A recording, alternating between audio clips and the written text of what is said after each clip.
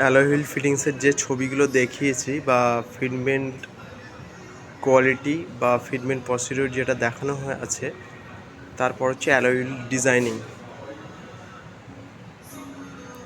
এটা যেরকম diamond cut alloy wheel আছে, স্পেশালি ব্রেজা গাড়ির ক্ষেত্রে লাগে। 5 নাটস, 1 2 3 4 5, এটা 5 নাটসের ডাইমেনশন আছে। আপনার ব্রেজা মানে 16 ইঞ্চি, 16 ইঞ্চি রিমের ক্ষেত্রে এটা লাগে। তারপরে হচ্ছে আপনার 13 ইঞ্চি, স্পেশালি K10, ইকো, ওয়াগনার, এলেক্সার ক্ষেত্রে এই রিম সাইজটা লাগে 13 ইঞ্চি। এটা 4 ডাইমেনশন মানে 4 নাটের আছে, 1 2 3 4। পরবর্তী হচ্ছে যেটা ডিজায়ার ZXi প্লাসেই একমাত্র লাগিয়ে আসে, এটাও কিন্তু 4 ডাইমেনশনের আছে, 1 2 3 4, 4টে নাটের আছে। এটা ডায়মন্ড কাট অ্যালয় রিম আছে। পরবর্তী হচ্ছে আপনার যেটা সবথেকে বেশি যে অ্যালয় রিমটা লাগানো হয়, যেটাকে 14 ইঞ্চি রিম সাইজ বলে পরিচিত, যেটা আপনার new Dzire VXi, Swift VXi, Celerio VXi, WagonR VXi, S Presso, all মডেলের ক্ষেত্রে এটা অ্যাপ্লিকেবল। এটাও কিন্তু 4 নাটেরই আছে, 1 2 3 4। এটা ডায়মন্ড কাট আছে।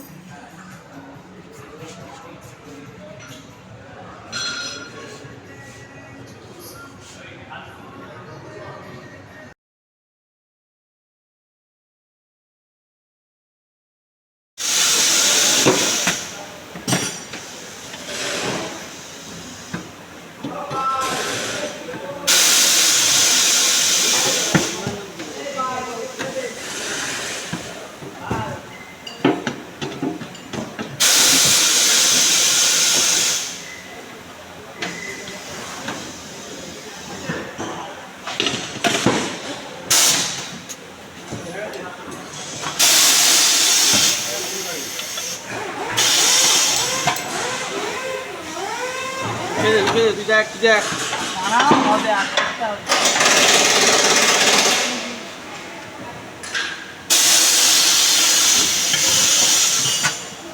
আসলে আমি চিনতে পারছি না।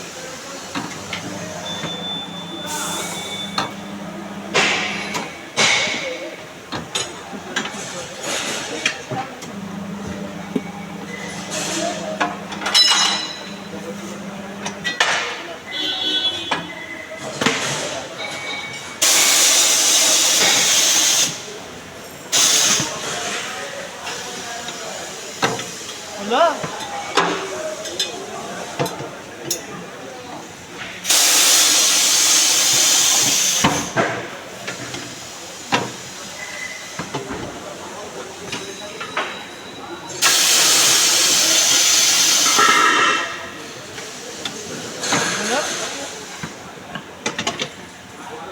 ছেড়ে দে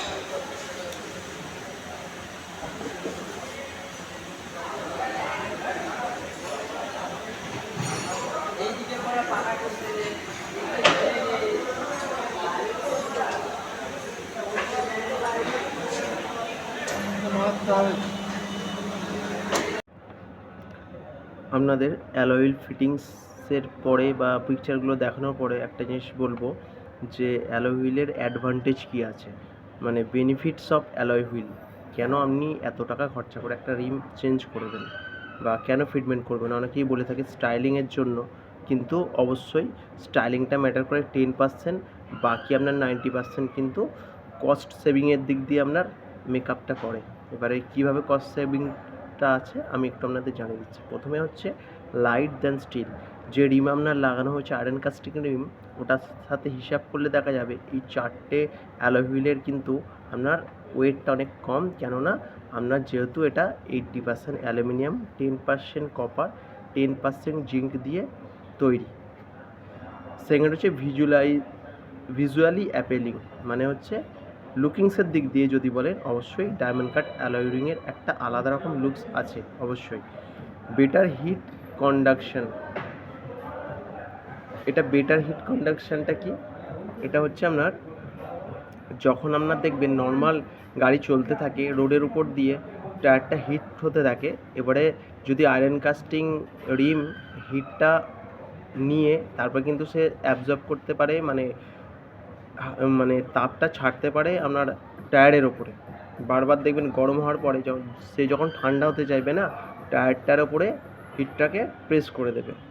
তাহলে কী হচ্ছে, বারবার এই ওভারহিটের ফলে টায়ারের যে ইলাস্টিসিটি লেভেল সেটা কিন্তু অনেকাংশে কমে যাচ্ছে। পরবর্তী সময় চাপ পড়লে বা প্রচুর লোড বা প্রেশার পড়লে দেখবেন সহজেই ওই ইলাস্টেবল লেভেলটা ব্রেক হওয়ার ফলে কী হয়, ওটা আপনার আস্তে আস্তে ফাটতে পারে টায়ারটা। তারপর হচ্ছে বেটার ব্রেকিংয়ের ক্ষেত্রে কী হচ্ছে, হঠাৎ দেখবেন সার্টেন ব্রেক করলে নর্মাল রিপ কিন্তু সেই প্রেশারটা নিতে পারে না, ইমিডিয়েট প্রেশার। একটা সার্টেন স্পিডে যাচ্ছেন, হঠাৎ করে ব্রেকটা দিলেন, তাহলে কিন্তু যে প্রেশারটা সামনের চাকা দুটোর উপরে পড়বে সে কিন্তু নিতে পারবে না। কিন্তু অ্যালয় হুইল হলে কি হয়, এই প্রেশারটা পুরোপুরি নিতে পারে, যে ক্ষেত্রে গাড়ির পাল্টি খাওয়ার চান্স থাকে না। অনেক সময় স্কিড করতেই পারে, স্কিড করার ক্ষেত্রেও কিন্তু এটা পুরোপুরি দেখবেন রুখে দেয়। আর এখানে একটা আছে free from corrosion and rust. Normal রিমের ক্ষেত্রে কী হয়, গাড়ি পার্কিংয়ে যেখানে আসছে সেখানে জল জমতে পারে বা কাদা জল লেগে থাকতে পারে, তাহলে একটা রাস্টিং আসার সম্ভাবনা থাকে আয়রন রিমে। কিন্তু যেটা অ্যালয় হুইলে কেন আসে না, কেন যেহেতু 80% অ্যালুমিনিয়াম, 10% জিঙ্ক, 10% কপার দিয়ে তৈরি, কোনোভাবে রাস্ট আসেই না। হ্যাঁ, এটা যেহেতু বললাম ইলাস্টিসিটি লেভেলটা টায়ারের অনেকটা অ্যালয় লাগানোর পরে বেড়ে যায়, সেক্ষেত্রে কিন্তু লং লাস্টিং অবশ্যই হবে টায়ারটা, অনেক দিন আপনি ইউজ করতে পারবেন।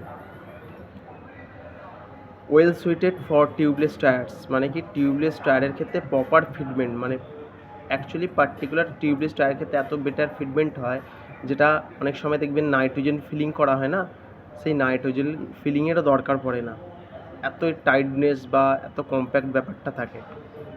বেটার ফুয়েল ইকোনমি, এখানে অবশ্যই এই সব ক্রাইটেরিয়া যখন মেনটেন করা হবে সেই মুহূর্তে একটা ইকোনমিক্যাল রেশিও চলে আসে।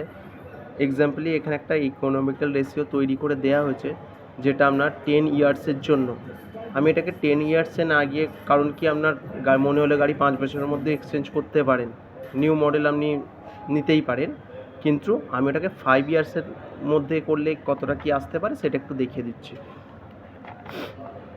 প্রথমে আমরা জানি নর্মাল রিমের ক্ষেত্রে যে মাইলেজটা দেয়, অ্যালয় রিম লাগানোর পরে ওই মাইলেজটা কিন্তু ইনক্রিজ করে, এটা একদম প্রমাণিত। যেরকম আমরা নর্মাল রিমে একটা গাড়ি সাপোজ ধরুন 16 কিলোমিটার পার আওয়ার, 1 লিটার তেলে সে 16 কিলোমিটার চলে, তাহলে ওই গাড়িতে যখন আপনি অ্যালয় রিমটা লাগাবেন অবশ্যই এটা আপনার চলে আসবে 19 কিলোমিটার, 98 কিলোমিটার পার লিটার, মানে এটা হতে পারে 18.9 বা হতে পারে 19.1, এটা অ্যাভারেজ হিসাবটা ধরলেই আপনি মোটামুটি একটা অ্যাপ্রক্সিমেট হিসাব পাবেন। এবার সাপোজ ধরুন আপনি পার ডে 50 কিলোমিটার জার্নি করেন, এটা আপনার 50টা 100 হতে পারে বা 50টা 30ও হতে পারে, আমি অ্যাভারেজ ধরতে বললাম। তাহলে নর্মাল রিম ফিটিং করা গাড়িতে একটা 3.125 লিটার পার ডে তেল লাগছে, আর যেটা আপনি অ্যালয় ফিটমেন্ট করেছেন 2.631 ml মানে লিটার তেল লাগছে। তাহলে এখান থেকে একটা সেভিংস আসছে, কস্ট সেভিং যদি হিসাব করে দেখেন 3.125 লিটার মাইনাস 2.631 লিটার, মানে যদি দিয়ে এটাকে মাইনাস করে দেওয়া হয় তাহলে টোটাল সেভিংস কত আসছে পার ডে 0.494, এটা অ্যাকচুয়ালি এমএলই হবে, মানে মোটামুটি 500 হাফ লিটার মতো আপনার সেভিংস হচ্ছে। এবারে এই হিসাবটা যদি আপনি 1 ইয়ার ধরেন, মানে 1 বছর যদি 365 ডেজ ইন্টু 0.494 ধরেন, তাহলে এটা আসছে 180.31 লিটার। এটা আপনাকে কিন্তু 1 বছরে এই সেভিংসটা আপনি করতে পারছেন এক্সট্রা।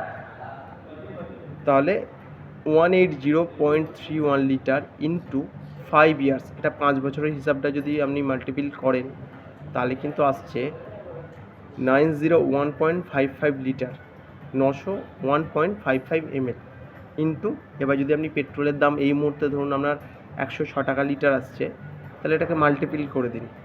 মাল্টিপিল করলে কত আসছে? 95,564। মানে এবারে আপনি বলতেই পারেন একটা অ্যালয় লাগার ক্ষেত্রে কস্ট অনেকটা বেশি। সেক্ষেত্রে সাপোজ আমি ধরে নিলাম বড় গাড়ির ক্ষেত্রে অ্যালয়ের 4 পিস অ্যালয়ের দাম হচ্ছে 42,000, ছোটো বা মিডিয়াম গাড়ির ক্ষেত্রে দাম হচ্ছে 30,000 টাকা, অথবা আপনার 35,000। তারপরেও আপনি দেখবেন এক্ষেত্রে আপনার এক্সট্রা সেভিং কত আসছে, 95,564 থেকে 55,000 to 60,000 অ্যাপ্রক্সিমেট অ্যালয় লাগানোর পরেও আপনার সেভিংসটা থাকছে। যদি আপনি এটা হিসাব করে ভালো করে ক্যালকুলেশন করেন, কিন্তু আমাদের সকলেরই একটা ক্ষেত্রে এই জায়গাটায় মনে হবে এত ক্যালকুলেশান তো কেউ করে না বা করি না। এটা কিন্তু অটোমোবাইলের যে সায়েন্টিফিক ক্যালকুলেশন এই হিসাবে দেখালাম। এবার আপনি যদি শোরুমের হিসাবে দেখান, সেক্ষেত্রে কিন্তু অনেকটা বেশি আসবে এই মাইলেজ ইনক্রিজের ব্যাপারটা, কারণ শোরুমের দেখবেন যে লিমিটেশন লেখা থাকে, সেক্ষেত্রে অনেকটা বেশি চলে আসবে। কিন্তু আমি অ্যাকচুয়ালি প্র্যাকটিক্যাল যেটা পাবেন 16 বা 19-এর যে হিসাবটা দিলাম, এটা কিন্তু প্র্যাকটিক্যাল, এইটা আপনি পাবেন। আর অবশ্যই মনে রাখবেন লং ড্রাইভের ক্ষেত্রে এটা অনেকটা বেশি এফেক্টিভ। নর্মাল রাস্তায় যেটা ক্লাচ ইউজ করে করে যাবে, সেক্ষেত্রে যেটা আসবে, লংয়ের ক্ষেত্রে কিন্তু অনেকটা বেটার বা বেনিফিটেড।